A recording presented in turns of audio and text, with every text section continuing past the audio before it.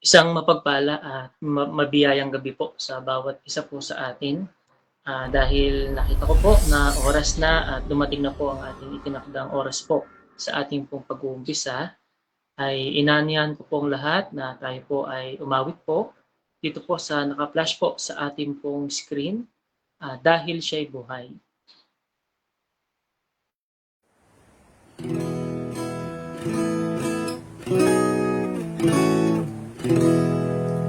Ang Diyos sana pusang nanao pagkat tayo kanyang mahal doon sa krus. Tayo'y sinako, ngunit nagbago ninyo ba sa liliyan? Dahil tunay nabuhay si Kristo, nabawi na ang takot ko, dahil nawag ng Diyos ang bawat araw. Ang puso ko'y panatag dahil siya'y buhay. Kung may sanggol na bagong sira, pusong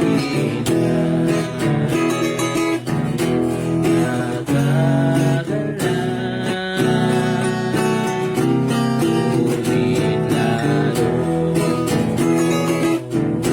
kaligayahan kung ang batang iyong ay Kristo'y tatanggap. Dahil tunay nabuhay si Kristo, nabawi na ang takot ko, dahil nawag ng Diyos ang bawat araw. Ang puso ko'y panatag dahil siya'y buhay. Pag sa mundo ako'y lumisan, hirap sakit,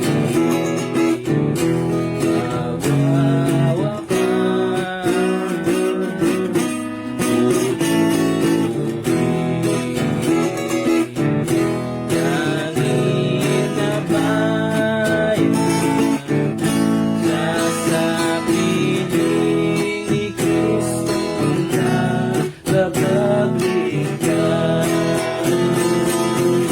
Dahil tunay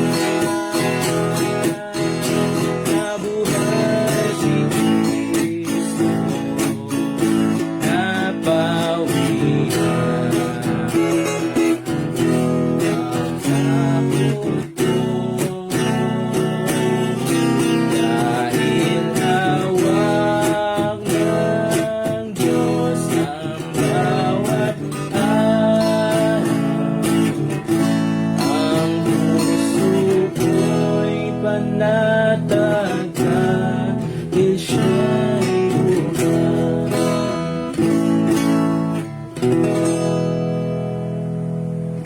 Purihin po ang Diyos, ating pong inawit, at marahil po tayo po ay mag-umpisa sa isa pong panalangin. At tingin po natin kay Brother Ren Mark po ang ating pong opening prayer po.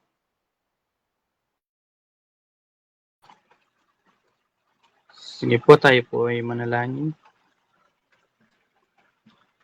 Ama naming Diyos na banal, dakila at makapangyarihan po sa lahat. Ama, patuloy ka po naming pinupuri at pinasasalamatan po sa mabiyaya pong gabi na ipinagkaloob po ninyo muli sa bawat isa po sa amin. Sa kaorasan po na ito, sa aming pong pag-aaral po ng inyong pong mga salita. Bagamat ito po ay online po, Ama, ay pinagpapasalamat po namin na nagagamit po ang moderno pong teknolohiya upang kami po ay makapagpatuloy sa aming pong pag-aaral ng inyong pong mga salita. Sa kabila din po ng masama pong panahon,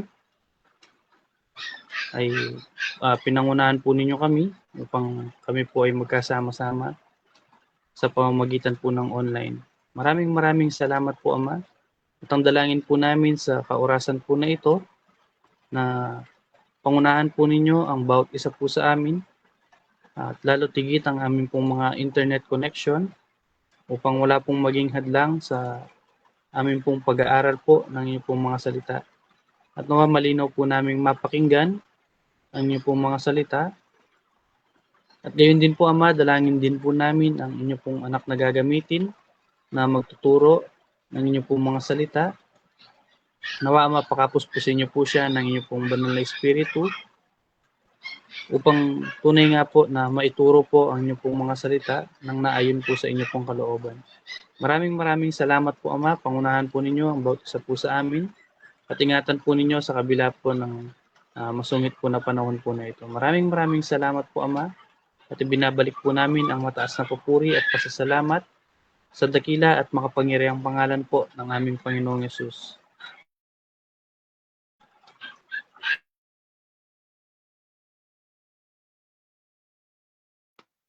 Ayan, maraming salamat po sa kapatid sa pananalangin. At tunay nga po, sa biyaya po ng Panginoon, nawa po ang bawat isa ay safe, at bawat isa ay nasa comfort po ng ating mga tahanan. At marahil po ay ihanda na po natin ang ating pong mga puso't isipan nang sa gayon mas marami pong oras na ating pong mapapag-aralan at mapapakinggan ang mga salita po ng Diyos. Kaya ibibigay ko na po sa ating pong tagapagturo kay Brother Woodson Gutierrez po.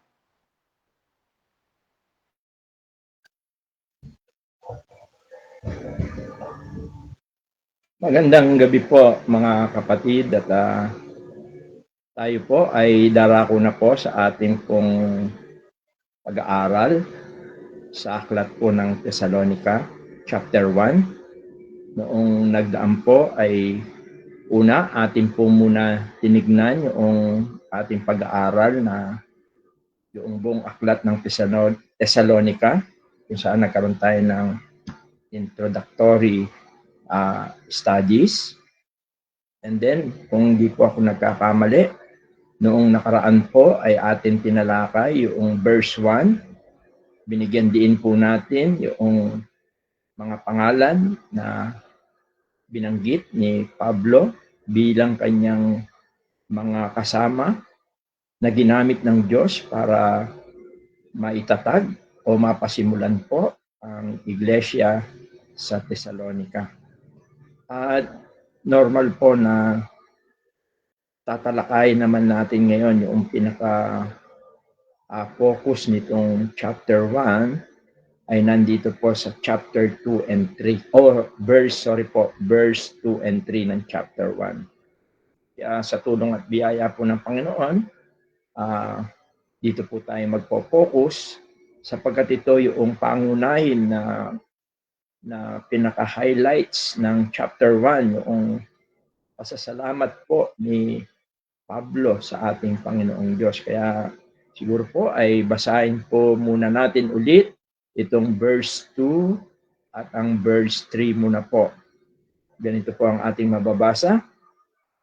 Sabi po, nagpapasalamat kaming lagi sa Diyos dahil sa inyong lahat na aming binabanggit kayo sa aming mga panalangin, na aming inaalalang walang patid sa harapan ng ating Diyos at Ama ang inyong gawa sa pananampalataya at pagpapagal sa pag-ibig at pagtitiis sa pag-asa sa ating Panginoong Jesucristo.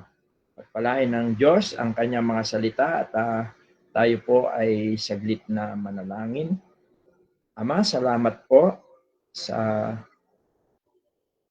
muling pagkakataon na ipinagkaloob mo po sa amin upang kami po ay makapagpatuloy sa amin pong pag-aaral sa aklat ng Tesalonika. Gabayan mo po kami, mangusap ka po sa amin sa pamagitan po ng mga katotohanan na amin pong matutunghayan. At nawa, hindi lamang po ito namin masilayan sa liwanag ng iyong mga salita, kundi ito po ay aming paniwalaan, ito ay aming tanggapin, at nang sa ganon, ito po ay maging bahagi ng aming pananampalataya, ng aming pamumuhay bilang mga anak mo. Pagpalain mo po, O Diyos, ang aming pong online Bible study. Ganon din naman po ang mga madadatnan, maaring madatnan po ng pag-aaral na ito, naway mapagpala mo po kami mula sa iyong mga salita. Ang lahat po ng ito ay aming pong samot dalangin na may lakip na taus-pusong pasasalamat sa dakila at makapangyarihang pangalan lamang po ng iyong bugtong na anak na si Jesus. Amen. Bilang introduction po natin, bagamat natalakay na natin po noong nakaraan na makikita po natin na ang pasasalamat ni Pablo ay hindi niya inaddress sa mga taga-Tesalonica. Hindi niya sinabi salamat sa inyo. Ang pasasalamat niya ay sa Panginoong Diyos. Sapagkat ang mga katangiang ito, yung tinatawag na virtues, no, ng mga taga-Tesalonica, alam ni Pablo na ang mga virtues na ito, ang mga katangian na ito ay gawa ng Diyos sa kanilang kalagitnaan, sa kanilang mga buhay, sa kanilang pananampalataya. Kaya ang pasasalamat ay iniukol ni Pablo sa Diyos. At napakaganda na katotohanan ng bagay po na ito. Sapagkat kung makikita sa atin po yung mga virtues na nakapaloob dito, ay maaaring dahil din sa atin ay may mga kapatid na nagpapasalamat sa Diyos.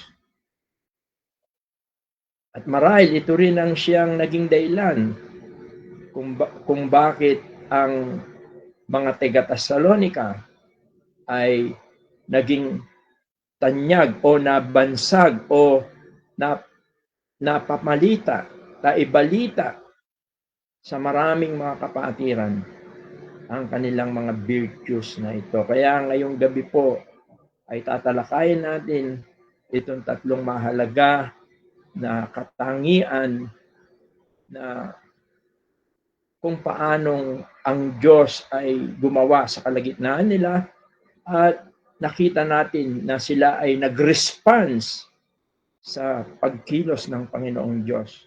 Maaaring ito'y ang Diyos kung minsan ay gumagawa sa atin mga buhay. Kaya lang kung minsan hindi natin ito nare-recognize, sometimes hindi na tayo nagre-response. Kaya nawa ang akin pong panalangin din personally ay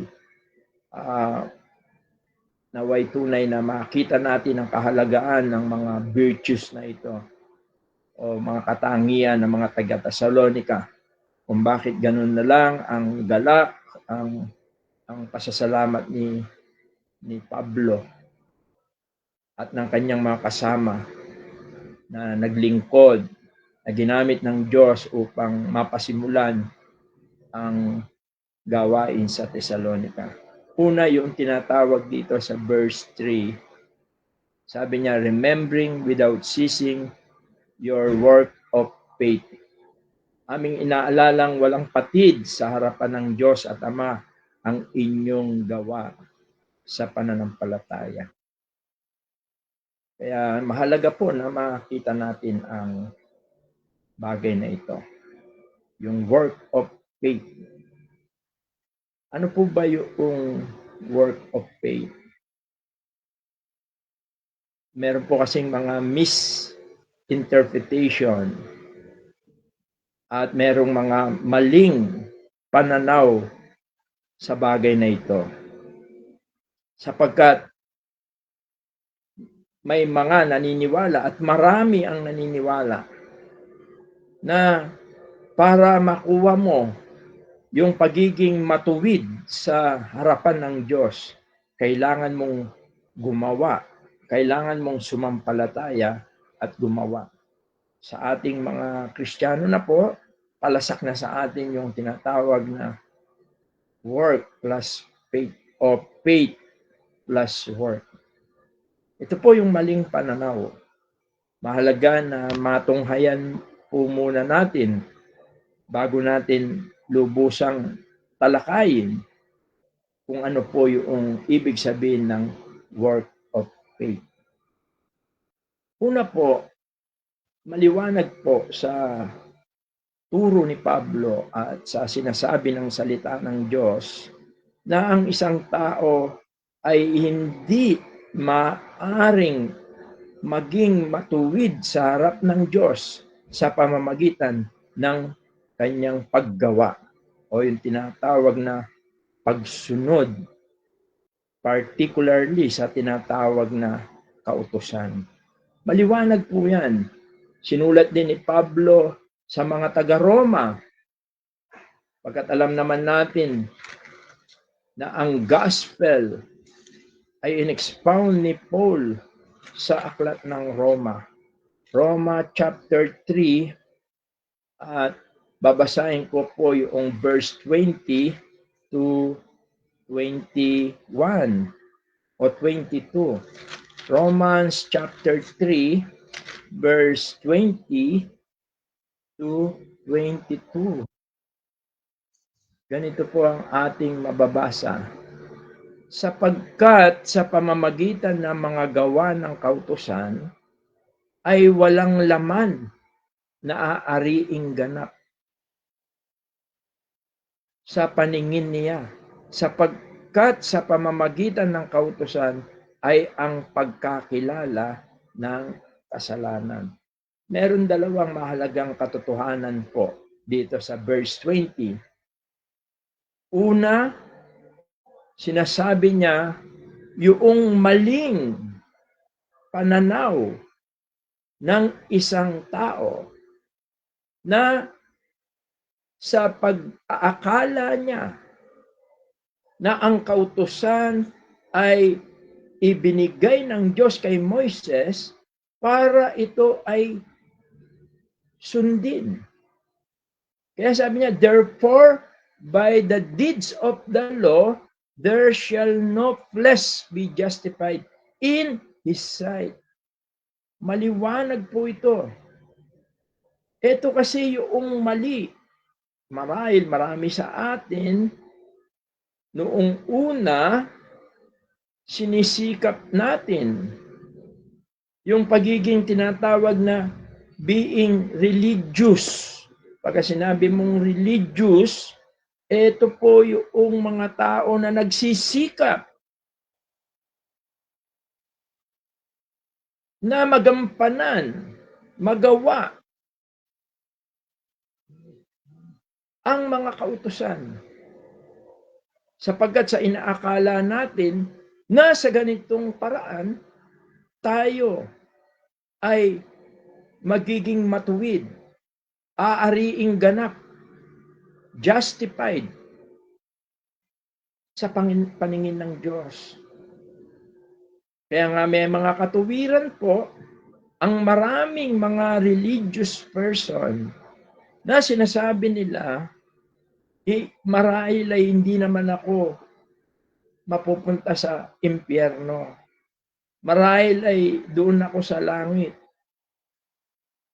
Bakit po nasasabi nila yon? Sapagkat sa inaakala nila, sila naman ay masugid na tagagawa ng kautusan. Hindi nila nakita ang katotohanan kung bakit ibinigay ng Diyos ang kautusan. Ang sabi rito ni Pablo, for by the law, sa pamagitan ng kautusan, for by the law is the knowledge of sin. Sabi po niya, sa pamamagitan ng kautusan ay ang pagkakilala ng kasalanan. Kaya doon sa Romans chapter 7, makikita natin doon, sinasabi ni Pablo na kaya niya nalaman yung kasalanan ay dahil sa kautusan.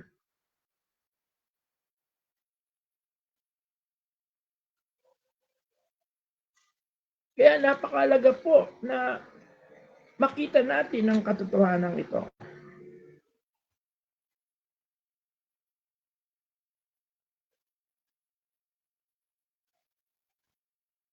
Mahalaga po na matunghayan natin ang katotohanan na ito. The very purpose of the law ay para makita ng tao na siya ay nagkasala. Yun po yung 3. Meron pong 3 purpose ang law. Una, para makita ng tao na siya ay nagkasala.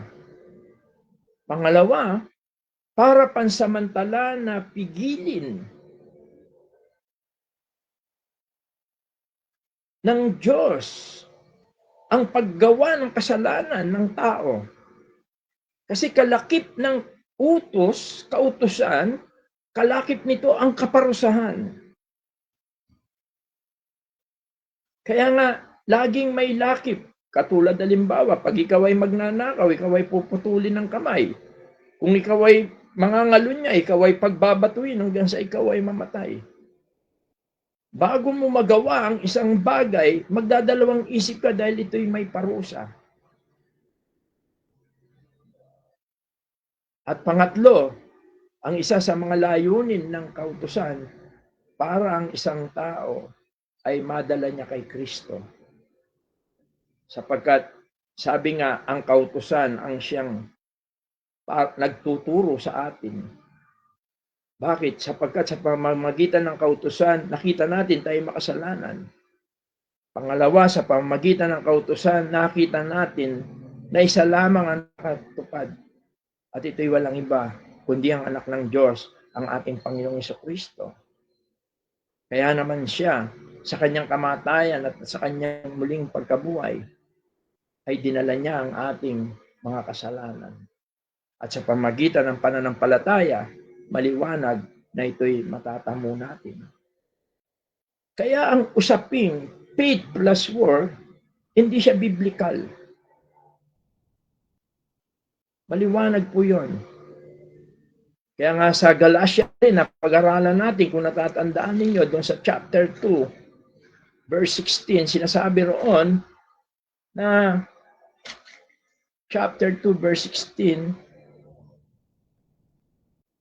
sabi roon, bagamat na alaman na ang tao ay hindi inaring ganap sa mga gawang ayon sa kautusan, maliban na, pansinin po natin to, maliban na sa pamamagitan ng pananampalataya kay Jesucristo, tayo rin ay nagsisampalataya kay Kristo Jesus upang tayo'y ariing ganap sa pamamagitan ng pananampalataya kay Kristo at hindi dahil sa mga gawang ayon sa kautusan, sapagkat sa mga gawang ayon sa kautusan ay hindi ariing ganap ang sino mang laman.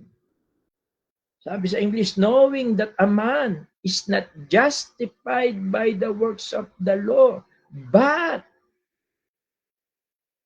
sa Tagalog maganda, maliban. Kaya yun yung salitang except. Sabi ng Panginoong Yesus kay Nicodemo, unless a man be born again, except a man be born again.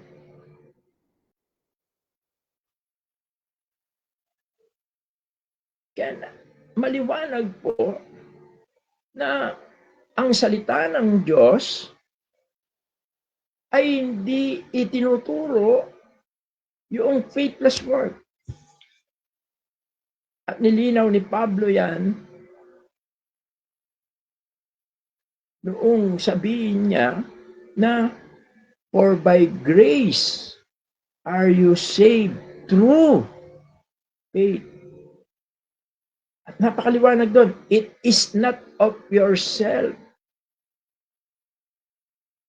Kaya po, maliwanag po na hindi faithless work. Hindi po yun yung tinutukoy niya. Ngayon, what is the work of faith? Ang ibig sabihin po ng work of faith, ito po ay tumutukoy doon sa ebidensya nung pananampalataya. Sapagkat ang tunay na sumasampalataya, makikita mo sa kanyang mga gawa, no, sa kanyang action and lifestyle, yung kanyang pananampalataya. Maliwanag na ang pananampalataya po, hindi natin nakikita yon. Bagamat ang Panginoon ay madalas nakikita niya yon. At pinatunayan niya yan. Nakita niya ang pananampalataya ni Sakeo. Nakita niya ang pananampalataya ng babae na inaagasan. Ang mga pinagaling niya noong panahon na yon, na siya ay nagkatawang tao nandito sa lupa, ating Panginoong Hesus. Nakikita ng Diyos ang ating pananampalataya.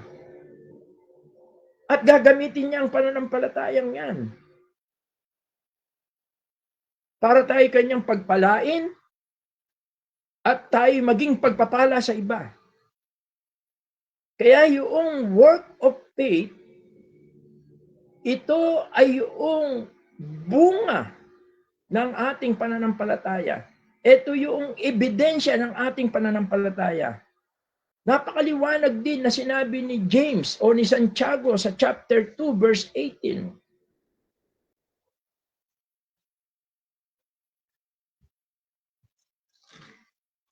Buksan ko lang din yung aking Bible dahil may mga nakamark na word dito sa aking Bible. James chapter 2 verse 18. Sabi niya, oo, sasabihin ng isang tao, ikaw ay mayroong pananampalataya at ako'y mayroong mga gawa. Pansinin po natin to, no? There are third party to. Sabi niya, oo, sasabihin ng isang tao, merong isang tao. Okay po. No, merong isang tao. Sabi niya, oo, sasabihin ng isang tao. Sabi niya, ikaw ay mayroong pananampalataya. Maring ikaw yon, ako yon, ikaw ay mayroong pananampalataya. Sino yung nagsasabi nun? Yung isang tao. Ikaw ay mayroong pananampalataya. A man may say that has faith. Possible din na sinasabi ng isang tao na siya ay may pananampalataya. Either alin dun sa dalawa. May nagsasabi o may sinasabi ka na ikaw ay may pananampalataya. At ang sabi niya, ito yung next person. At ako'y mayroong mga gawa. Sabi niya, ipakita mo sa akin ang iyong pananampalataya. Show me thy faith without works. Sabi niya, ipakita mo sa akin ang iyong pananampalatayang hiwalay sa mga gawa. At ako, sabi niya, sa pamamagitan ng aking mga gawa, ay ipakita sa iyo ang aking pananampalataya. Either you are the first, second, or third person, or sabihin natin dalawang tao lang itong nag-uusap. Isama mo yung sarili mo. Paano mo may papakita ang iyong pananampalataya.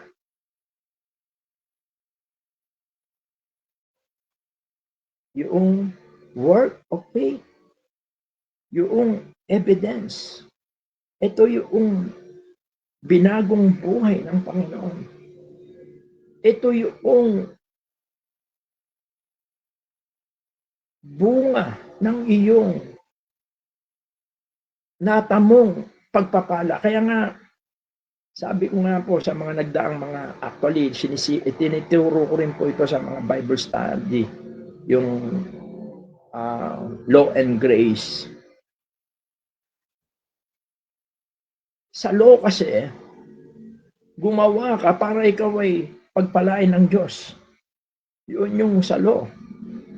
Maliwanag yon sa Deuteronomy, yung naging message ko rin ng mga nakaraan.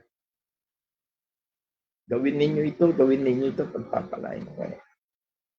Subalit yung biyaya, kaya mo ginagawa yun dahil ikaw ay napagpala na, mga kapatid.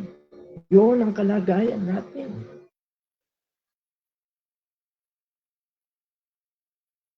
Kaya nga, dahil tayo naniniwala, nanalig, nananampalataya, nagtitiwala sa tinanggap nating pagpapala. Ano po ba yung pagpapalang tinanggap natin? Material ba? Sabi ni Pablo sa mga taga-Epeso, mga espiritual, katubusan, kapatawaran, kalinisan, kaligtasan. Wala nang ihigit sa pagpapala na yan. Sabi nga, kung material lang, ang sabi ng salita ng Diyos, makakamtan mo man ang buong kayamanan ng mundong ito. Kung mapapahamak ang iyong kaluluwa, anong saysay po noon? Wala.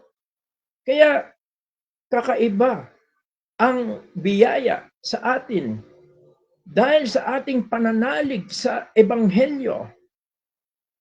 Natamo natin ang pinaka magandang regalo ng Diyos. Ito'y walang iba kundi ang ating Panginoong Yesus na nagdala sa atin ng kaligtasan. At dahil sa pananampalataya sa Kanya, ipinagkaloob sa atin ang Espiritu Santo na siyang gagawa, tutulong sa atin. Sabi nga sa Pilipos, yung ating desire and action comes from God. Gumagawa siya. Kaya tayo ay yung mga gawa ng pananampalataya, yung work of faith is the work of God. Kaya nga sabi ni Paul, salamat Diyos, o Diyos namin, salamat sa iyo. Sapagkat gumawa ang Diyos sa kanila. Yun yung work of faith. Kaya, mahalaga na makita po natin ito. Minsan po kasi kahit tayo believer na, tayo ay nadideceive ng ating sarili. Kaya yan po yung pinagpapasalamat ni Pablo. Nakikita niya ang Diyos ay gumagawa. At nagre-response by faith ang mga believers sa Thessalonians. Nakita ni Pablo yan. Kaya sinabi rin niya dito sa verse 26 ng Santiago, faith without work is dead. Ibig sabihin, kung sinasabi natin tayo sumasampalataya at walang bagong buhay, walang paglilingkod, your faith is dead.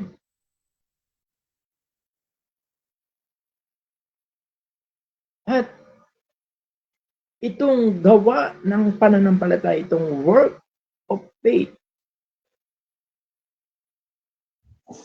ito po yung nagdadala sa atin, nagdadala sa tunay na believer, tunay na sumasampalataya, na magpatuloy sa kabila ng mga trials, sa kabila ng mga pagsubok, sapagkat ang pananampalataya na ito na nakasentro sa ating Panginoong Jesucristo, ito ang tutulong sa atin upang tayo patuloy na mamuhay sa Panginoon.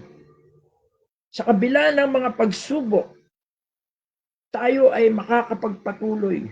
Kaya nga sabi rin ni Pablo sa 2 Corinthians 5:7, we walk by faith, not by sight. Sapagkat yung work of faith, nagbubunga ng walk by faith. Example, Abraham po. Alam natin po ang calling ni Abraham from Ur. Tinawag siya ng Diyos. Hindi niya naman alam kung saan siya dadalhin eh. But he responds. Kaya anong sabi sa Book of Romans din? Ibinilang na katuwiran niya. Hindi siya sumampalataya at gumawa, sumunod. Hindi. Sumasampalataya siya sa Diyos. Kaya siya sumunod. Kaya iniwan niya yung Ur, yung homeland niya. Bagamat di niya alam kung saan siya dadali ng Diyos. Kahit noong sumamba siya at noong ialay niya si Isaac. Bakit niya nagawa yon? Dahil sa pananampalataya. Yun yung work of faith. Yun yung pananampalataya niya. Kaya niya ginawa yun dahil sa kanyang pananampalataya sa Diyos. He is willing to sacrifice. Ang tagal niyang inintay. At napakahalaga sa kanya. But he is willing to offer to God. That is work of faith.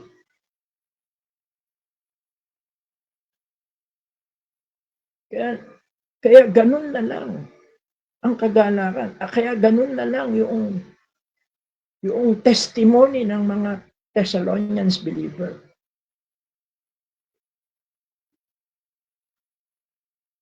Kaya nga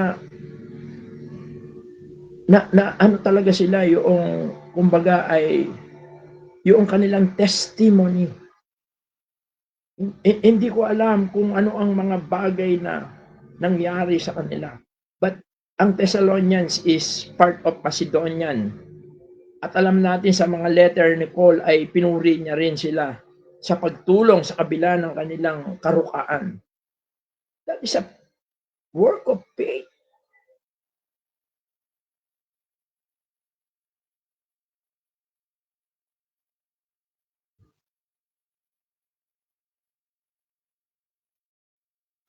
Kaya ganun po ang nais ng Diyos din marahil sa atin.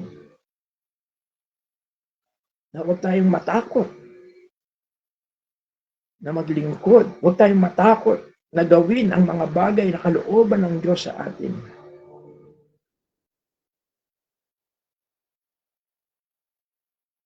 Because work of faith, parang ito yung sinabi ng Panginoon na let your light so shine before men, Matthew 5:16. Kasi ganyan ang nangyari sa kanila. Balikan natin yung Thessalonica. Verse 8, chapter 1, verse 8. Ang sabi po dito, chapter 1, verse 8. Sapagkat mula sa inyo'y, ang tinutukoy yung Thessalonian church, the infant church, hindi po sila, kasi sa ating pag-aaral, halos ilang weeks or months pa lang ang nakalipas noong sumulat si Pablo sa kanila. Noong from Corinth pinuntahan siya ni Timothy at ng kasama niya no? Si Silvanus o si Silas. Pero ang sabi niya rito, sapagkat mula sa inyo'y nabansag, sounded out the word of the Lord. No? Sapagkat mula sa inyo'y nabansag ang salita ng Panginoon, hindi lamang sa Macedonia at Akaya, kundi sa lahat ng mga dako ay natanyag. Pansinin po natin yung mga word, nabansag, natanyag. Ang inyong pananampalataya sa Diyos. Bakit po? Dahil ang pananampalataya nila ay mayroong katibayan. Yun po yung work of faith. Work of faith.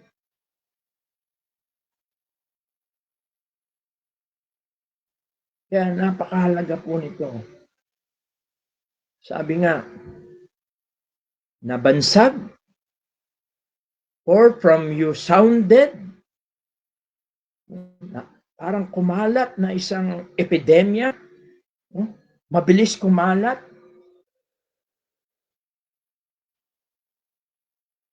Oppositely, ganun din naman po, pagka pangit, madali rin naman kumalat. Mas mabilis nga kumalat yun.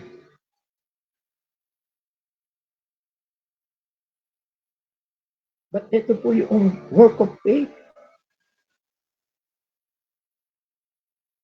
Sounded out the word of the Lord, not only in Macedonia and Akaya, ito yung mga province, but also in every place. Your faith to God's word is spread abroad. At very, very overwhelming po yung kanila. Bago-bagong mga Kristiyano, ganun na lang yung kanilang pananalig sa Diyos. Kaya ano sabi ni Pablo? Overwhelmed sila. Ano pat kami ay wala nang kailangan magsabi pa ng anuman. So that we need not to speak anything. Ibig sabihin nun na overwhelmed sila, parang hindi nila akalain. But with God, nothing is impossible. Kailangan lang yung response sa pagkilos ng Diyos sa atin. Sa pag-convict ng Diyos sa atin through the indwelling of the Holy Spirit. Kaya all of these are work of faith. In opposite way, maaring may pananampalataya ka, sabi nga ni Santiago, pero kung walang gawa, napakahirap paniwalaan. Paano maniniwala yung mga kasama mo sa bahay? Paano maniniwala yung mga kasama mo sa trabaho? Kung hindi nila nakikita yung iyong pananampalataya.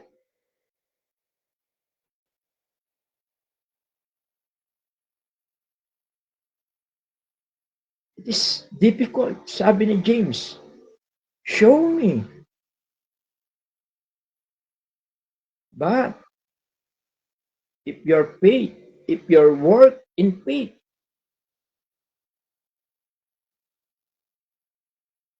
para kang ilaw na nagliliwanag sa iyong tahanan, sa iyong pamayanan, sa iyong ginagalawan. Kaya it is very important po.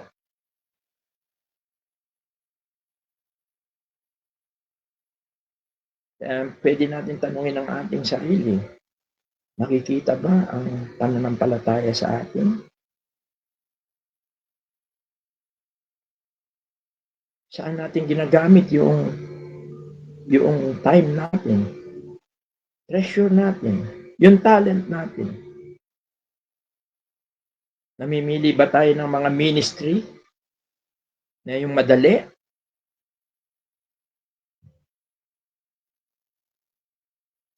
Work of faith, mga kapatid.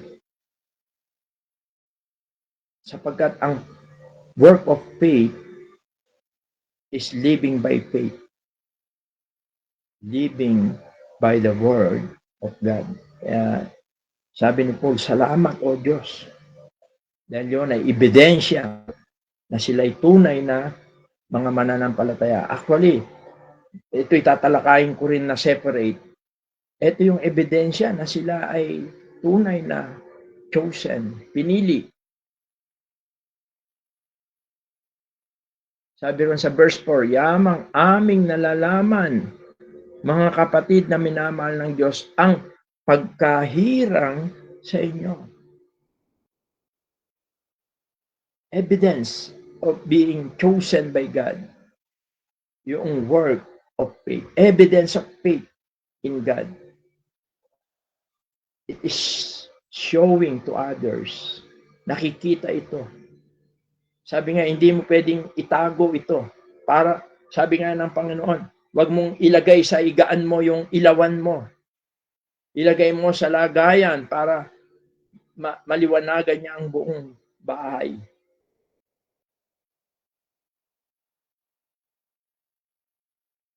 Sa mga pagpili ba natin, yung mga choices and action ba natin ay nagre-reflect ang ating pananampalataya?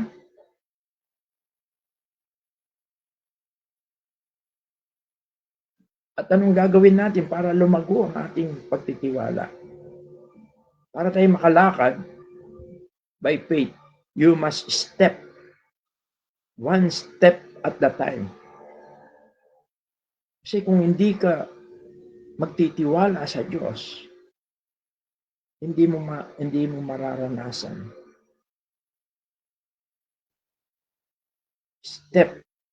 Stand first and then walk.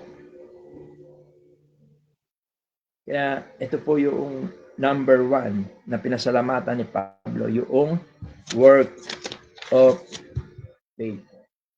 Secondly, ano po ba yung pangalawa? Sabi po niya, balikan natin yung 1 Thessalonians. Sabi niya, aming inaalalang walang patid sa harapan ng ating Diyos at Ama, ang inyong gawa sa pananampalataya at pagpapagal sa pag-ibig. Sa English sabi niya, remembering without ceasing your work of faith and labor of love. Yung gusto ko pong makita kasi rito yung kaya binibigyan din ko yung N. Kasi it is a difference angle.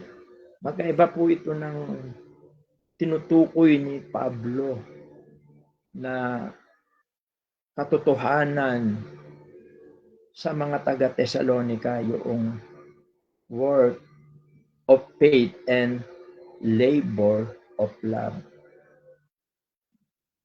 Mahalaga na makita rin po natin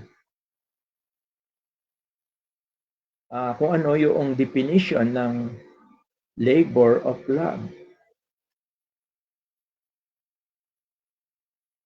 Ano po ba yung labor of love? Kung titingnan po natin, ang love, tinatawag siyang greater motivator. Parang minomotivate niya. Para ikaw ay gumawa ng mas malalim o yung tinatawag na pagpapagal. Harder. Work harder. Yun po yung labor of love. At ang ibig sabihin nito, ito ay mas malalim na paggawa o yung work. Tinatawag itong work done out of affection. At magandang halimbawa rito, si Jacob, noong nakita niya si Rachel, minahal niya si Rachel. Kaya siya ay naglingkod ng almost 14 years sapagkat dinaya siya dahil wala siyang pwedeng maibigay na dowry, no? Yung sa kaugalian ng mga unang panahon na yon, pagka ikaw ay gusto mong ang lalaki na mag-aasawa, kukunin mong asawa ang kanilang anak na babae, kailangan mong magbigay ng halaga. Yun ang kanilang traditional costume. Wala namang maibibigay si Jacob, kundi ang kanyang paglilingkod, yung kanyang service, yung kanyang work. Siya ay magpapaalipin ng 7 taon. At nagkaroon sila ng ganung kasunduan. Subalit, dinaya siya ng kanyang biyenan at ibinigay si Leah.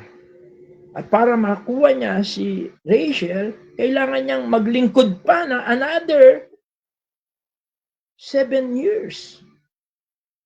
At ginawa niya yon. Yun yung labor of love. Yung commitment, passion, napakahalaga nun. Kahit mabigat, kahit mahirap, sinikap niya. Pinaglingkuran niya. At yun yung tinatawag na labor of love.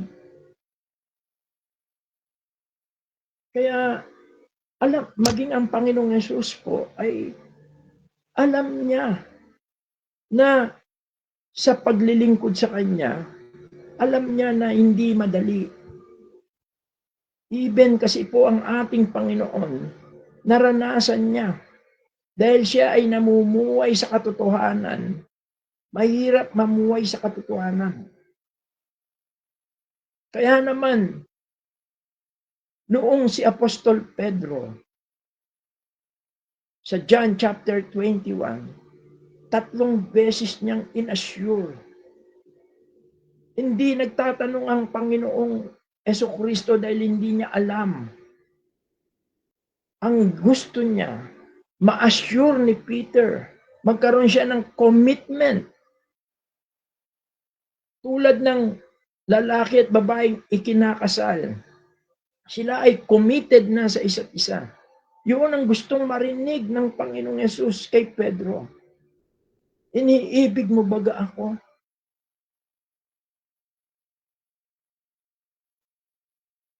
Sapagkat kung tayo ay maglilingkod out of love, out of affection, ito yung nakalulugod sa Panginoon.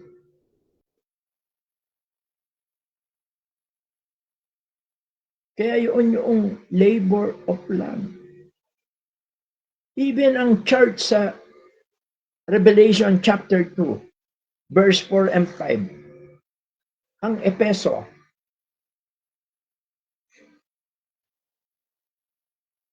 kung babasahin natin simula verse 3 na siguro, para ating makita.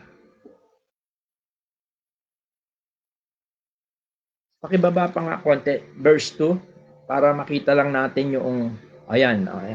Verse 2, sabi ng Panginoon, nalalaman ko ang iyong mga gawa at ang iyong pagpapagal, labor, yung kasing labor, pagpapagal, igit na mas malalim doon sa work of faith. No? Ito'y may kinalaman sa paglilingkod, pagpapagal. Sabi niya, nalalaman ko ang inyong mga gawa at ang inyong pagpapagal. Serving with sufferings. Yun yung pagpapagal. at pagtitiis, sabi niya, at hindi mo matiis ang masasamang tao at sinubok mo ang mga nagpapanggap na apostol at sila hindi gayon at nasumpungan mo silang pawang bulaan. At may pagtitiis ka at nagbata ka dahil sa aking pangalan at hindi ka napagod. They are continually, kung titignan po natin, consistently, continually to serve with patience, with sufferings, continually, consistently, and continually. Sabi niya, at may pagtitiis ka, nagbata ka dahil sa aking pangalan, at hindi ka napagod, and has not fainted. Pero verse 4, sabi niya, ngunit, mayroon akong laban sa iyo, na iyong iniwan ang iyong unang pag-ibig. Kaya't alalahanin mo kung saan ka nahulog at magsisi ka. This is the remedy. At gawin mo ang iyong mga unang gawa. Ano po yun? Yung fervently love. Yung ginagawa mo yon dahil sa talagang mahal na mahal mo ang Panginoon, ang mga kapatiran, at ang mga taong naliligaw. Sabi niya, o kung hindi, ay paririyan ako sa iyo at aalisin ko ang iyong kandelero sa kanyang kinalalagyan, maliban na magsisi ka. Napakahalaga ng labor of love.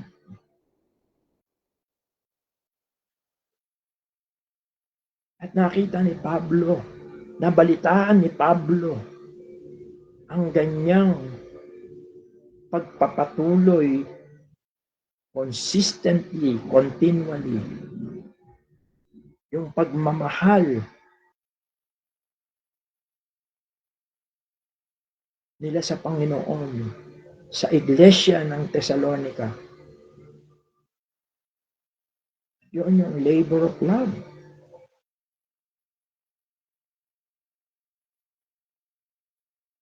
Kung maglilingkod po tayo, kung meron tayong gagawin para sa Panginoon, kung ito'y hindi motivated by love, wag na nating gawin. Sapagkat ang sabi ng Panginoon, I have against you.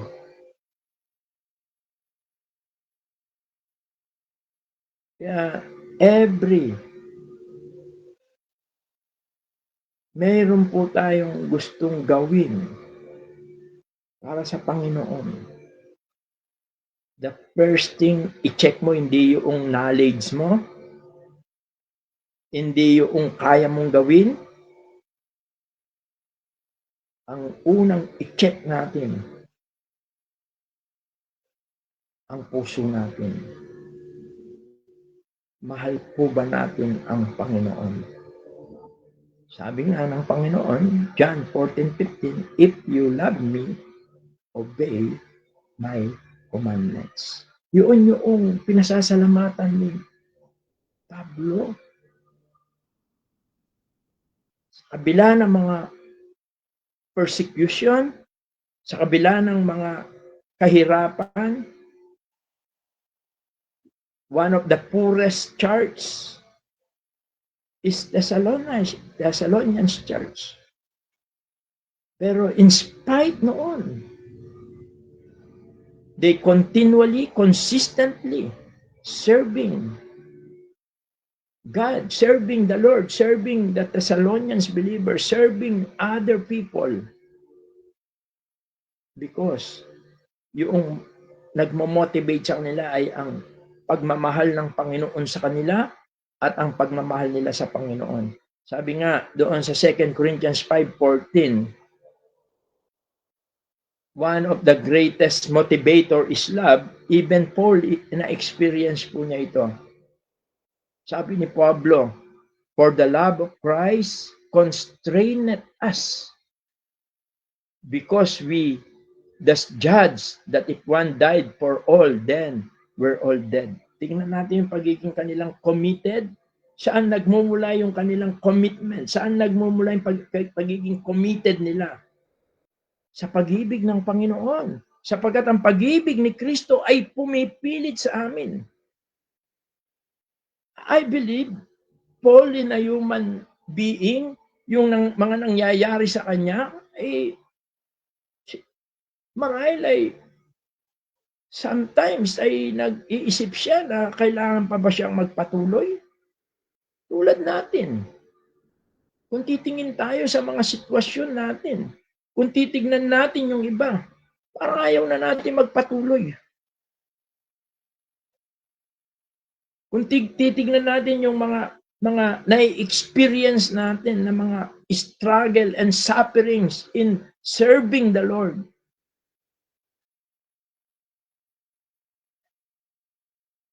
Both physically, materially, financially, pagka tinignan natin yan, parang we give up. Pero pagka tinignan natin ang pagmamahal ng Panginoon, at tayo nai-inlove din sa Panginoon, nakakapagpatuloy tayo. Yun ang sinasabi ni Pablo, yung salitang constrain at us. Yun yung motivating factor niya. Kaya siya nagkakaroon ng pagmamahal sa iglesia, sa mga tao, sa Panginoong Diyos, dahil sa, sabi nga, He first loved us.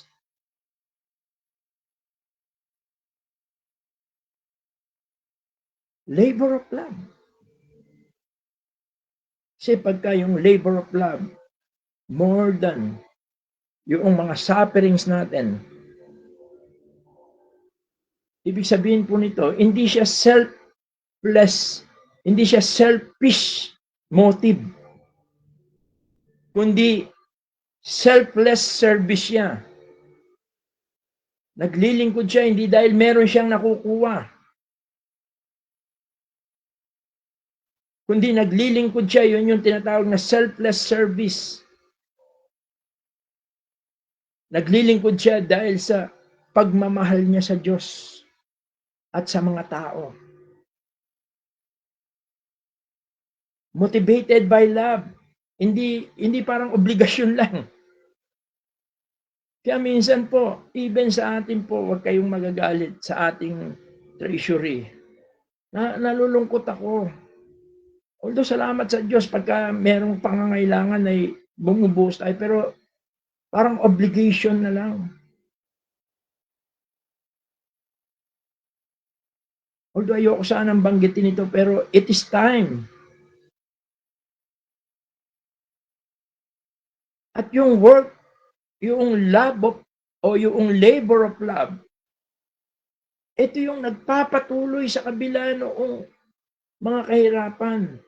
Willing to work hard and sacrifice. Sabi nga po sa Galatians 5:13,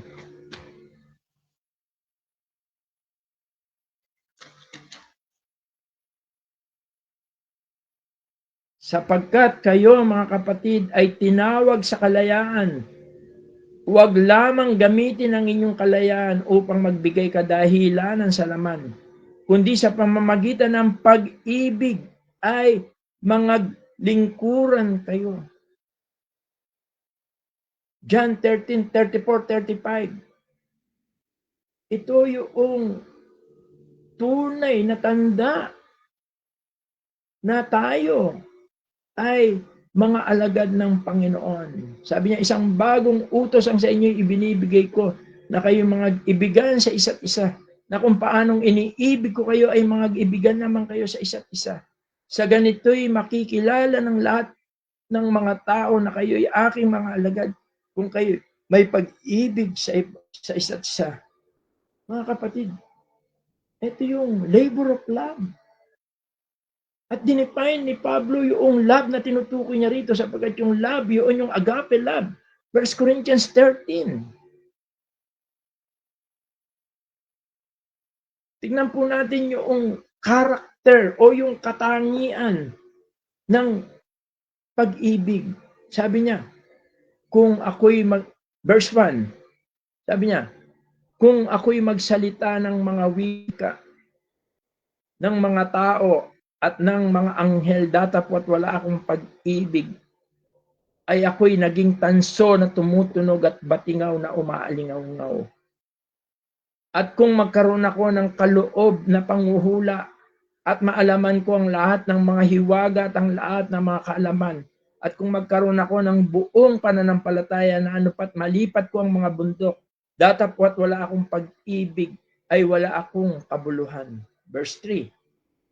At kung ipagkaloob ko ang lahat ng mga aking mga tinatangkilik upang ipakain sa mga dukha, at kung ibigay ko ang aking katawan upang sunugin, datapwat wala akong pag-ibig, ay walang pakikinabangin sa akin. Ang pag-ibig, sabi niya, ay mapagpainuod at magandang loob. Ang pag-ibig ay hindi naghili. Ang pag-ibig ay hindi nagmamapuri, hindi mapagpalalo, hindi naguugaling mahalay, hindi inahanap ang kanyang sarili, hindi nayayamot, hindi inaalumana ang masama. Hindi naguugaling mahalay, hindi hinahanap ang kanyang sarili, hindi nayayamot, hindi inaalumana ang masama, hindi nagagalak sa kalikuan, kundi nakikigalak sa katotohanan. Lahat ay binabata, lahat ay pinaniniwalaan, lahat ay inaasahan, lahat ay tinitiis. Mga kapatid, although ang most wrong way of showing love ay yung nakikigalak sa kalikuan, hindi inaalumana ang masama. Sometimes, although yung madaling maintindihan po yung iba rito, but dito po sa mga binasa natin, kung minsan ito yung mahirap, lalo na kung kaibigan mo, lalo na kung kapamilya mo, lalo na kung alam mo, ay parang politika, parang ayaw na nila sa'yo pagka sila ay kinurek mo, sila ay pinagsabihan mo sa mali. But, mga kapatid, nang sabihan ng Panginoon si Pedro, for so many times, Jesus rebuked Peter, does not mean hindi mahal ng Panginoon si Peter. Spiritually speaking, Jesus loves Peter. Jesus loves the church. Jesus loves you and me. Kaya, ang pagsasabi ng mali sa mga kapatiran, it is a one-way showing that you love the brethren, love the church, because it is a protection for the entire body, the body of Christ. Kaya, labor of love. Ito yung labor of love. At ang magandang example dito, yung mismong mga parents, mga magulang, yung kanilang walang sawa, pagod na pag-aaruga sa mga bata, sa kanilang mga anak. O yung mga believer na talagang binibigay ang maraming panahon, oras sa paglilingkod sa church. At ayan yung mga bagay na labor of love. Sayang, gusto ko pa sanang kunin yung isa. Dahil napakaganda rin po nito, yung patient of hope. Pero dahil sa nakikita ko yung oras, marahil ay itutuloy po natin ito. But the most important thing na gusto ko pong makita, kaya natin gumawa ang Diyos sa buhay natin. And I believe, ako po'y naniniwala na ito rin ang nais gawin ng Diyos sa atin. Para tayo ay kanyang maging instrument. Para ma-present natin yung kanyang glory, yung kanyang kadakilahan, yung kanyang kalwalatian true work of faith, labor of love. And maybe sa tulong ng Panginoon sa next, isasama ko ito sa aking lesson, yung patience of hope. Although ito ay nakapatungkol sa pagdating ng ating Panginoon, kaya medyo gusto ko rin na separate studies na rin siguro para mabigyan tayo rin ng linaw, lalo na po yung mga bago-bagong mga mananampalataya sa atin. Sa ngayon po mga kapatid, nawa ay pag-pray natin, nawa ay makita sa ating buhay work of faith, yung labor of love. Let us pray po. Ama, salamat po sa iyong mga salita. Salamat po sa inyong pag-iingat, sa inyong pangunguna po sa aming pag-aaral ngayong gabi. Salamat po. Nakita po namin ang aming pong kalagayan bilang isang iglesia. Ninanais mo na gamitin mo kami upang maibahagi sa maraming tao sa iba't ibang lugar ang mensahe ng mabuting balita. Ang mensahe ng iyong kadakilaan, ng iyong kapangyarihan, ng iyong kalwalatian, ng iyong pag-ibig. At nakita po namin na gumagawa ka sa buhay po namin. Sapagkat ikaw ang gumawa para kami ay maging matuwid sa iyong harapan. Pinagkaloob mo ang iyong bugtong na anak na si Jesus upang sa kanyang kamatayan at muling pagkabuhay ang bawat isa po sa amin na sumampalataya ay mapawalang sala mo sa aming mga kasalanan. At ipinagkaloob po ninyo ang inyong Santong Espiritu sa bawat isa po sa amin upang makapatuloy kayong gumawa sa aming buhay. Patuloy na maranasan namin ang bagong buhay namin. Nang sa ganon ay makita ng mga tao ang aming pananampalataya, ang aming pagtitiwala. At ganon din po, salamat. Sapagkat ang Espiritu Santo, ang kanyang bunga ay pag-ibig. Natututo po kaming magsakripisyo, magpagal, ipagkaloob ang lahat sa iyong kalwalatian dahil sa pag-ibig na ginawa mo sa amin. At sa pag-ibig din po na ito rin ang pag-ibig na nais mo na makita po sa amin, ang tinatawag na pagpapagal na pag-ibig, labor of love. Salamat po. Patawarin mo kami kung sa mga nagdaang panahon ay hindi mo nasumpungan ito sa aming iglesia. Alam po namin na nagiging laban sa amin ang mga pagkukulang namin po sa inyo. Naway pagalabin mo ang aming pananampalataya, ang aming pagmamahal sa iyo. Sa ganon ay masumpungan mo kami. Kami maging kalugod-lugod bilang isang katawan, bilang isang iglesia lokal. Salamat po. Pagpalain mo po ang iyong mga salita, patuloy na gumawa sa aming mga buhay. Nang sa ganon ay patuloy na maluwalhati ka namin bilang aming pagpupuri at pagpapasalamat sa napakalaking biyayang tinanggap namin sa inyo. Ang aming kapatawaran, ang aming mga kasalanan, kaligtasan at buhay na walang hanggan, at ang pag-asa na makakasama kayo sa buhay na walang hanggan. Salamat po.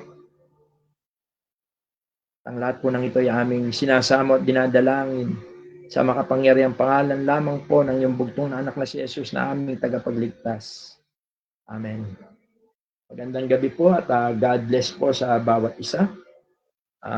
Ibabalik ko muna po sa ating MC, pero kung meron po tayong mga question, pwede po nating entertain yung mga question po natin. Yan, purihin po ang Diyos sa ating pong naging pag-aaral po sa kanya pong mga salita. Nakita po natin, pag-aaral po natin na patuloy po ito po magandang katangian ng mga unang Kristiyano po sa Thessalonica, nawa po ay makita rin po sa bawat isa po sa atin. At kagaya po ng nasabi ng ating kapatid, nasa dako na po tayo ngayon ng ating pong question and answer po.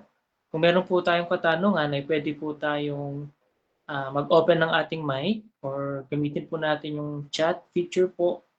At sa mga kapatid din po nakasama natin sa Facebook Live, kung meron po tayong question po, ay pwede nyo pong i-type at i-post po dyan. At nakikita po yan ng ating pong mga kapatid nang sa gayon ay mabigyan din po ng pansin at kasagutan kung meron po tayong katanungan po. Sige po, open na po tayo sa question and answer po.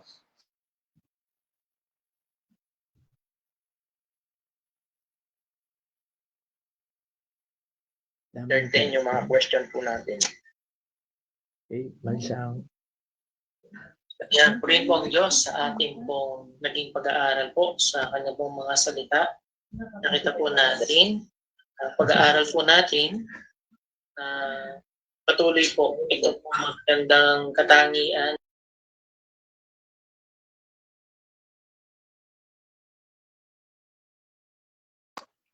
Okay, sige po. Baka meron po tayong question mga kapatid.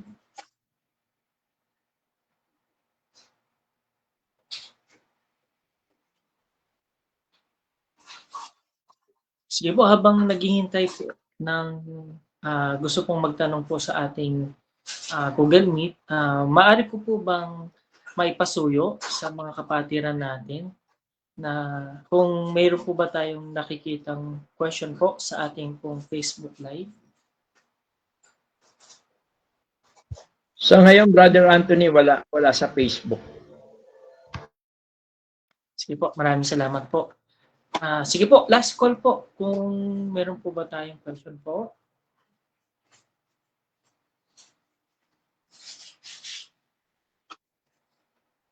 Okay, sige po. Marahil yung silence po natin ay patunay po ito na naging malinaw po ang ating pong naging pag-aaral po sa mga salita po ng Diyos. At ngayon po, sa ating pong pagwawakas, hingin po natin kay Brother Jan na pangunahan po tayo sa closing prayer po. Sige po, tayo po ay manalangin mga kapatid. Ama namin Diyos na dakila, banal at makapangyarihan sa lahat. Patuloy po, Ama, na nagpapasalamat po kami sa gabi po na ito na ipinagkaloob po ninyo para po sa amin pong muling pag-aaral, sa amin pong online Bible study. At patuloy po na dalangin po namin, katulad po na nakita po namin sa iglesia po sa Thessalonica, na nawa ito po ay nagbigay din po ng gandang halimbawa po ang mga believer po ng unang panahon po na yon. At ganoon din po nawa sa bawat isa po sa amin. Ang amin pong tingnan po ang amin pong mga pananampalataya, ang amin pong pag-ibig po sa inyo pong gawain. Nawa ang dalangin po namin, mga nasusumpungan po namin na mga pagkukulang sa amin pong pananampalataya, sa amin pong paglilingkod, ay nawa ito po ay nakita po namin sa tulong at biyaya po ng inyong pong mga salita na naging hamon po. Nawa amin po itong mapagtagumpayan kung paano po na nagiging selfish po kami at hindi po nagiging selfless sa amin pong mga buhay bilang isang mananampalataya. Nawa ang aming pong puso ay tunay po na ang banal na espiritu, ang bunga po niya, ang pag-ibig, ay nawa ito po yung masumpungan po sa amin kung paano po ang pag-ibig po ng aming Panginoong Hesus sa bawat isa sa iglesia, ay nawa ganun din po ang masumpungan po sa pag-ibig po namin sa mga kapatid, sa mga kaluluwa na wala pa po sa inyo, at yun din po sa inyo pong gawain. Salamat po at nawa ang dalangin po namin sa mga madadatnan po ng inyo pong mga salita po sa gabi po na ito. Patuloy ang banal na espiritu ang tumulong sa lahat po ng nakapakinig din po At ganoon din po sa inyo pong anak na ginamit. Patuloy na dalangin po namin ang inyo pong pangunguna sa aming pong kapatid sa physical po at maging po sa kanya pong spiritual. At amin din pong idinadalangin ng mga kapatid po na hindi po nakapag-join at sa lahat po ng kapatiran sa iba't ibang lugar. Ang inyo pong pag-ingat, patuloy ang aming pong panalangin lalo na po sa naging pag-uulan ng mga nakaraang pong araw sa bagyo, sa mga parating pa pong bagyo. Kaya rin po ang patuloy na inaasahan po namin na mag-iingat po sa lahat po ng mga kapatid. Salamat po sa gabi po na ito. Sa inyo po namin pinagkakatiwala ang tuloy pong mga natitirang oras. At ang lahat po ng ito, Ama, ay amin pong patuloy po na idinadalangin, pinapasalamatan po at inihiling sa matamis na pangalan lang po na itong bugtong na anak na si Kristo Jesus. Amen. Good evening po. Thank you po. God bless po.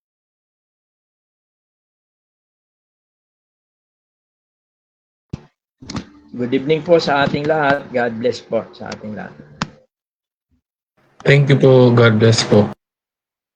Good evening po. God bless po.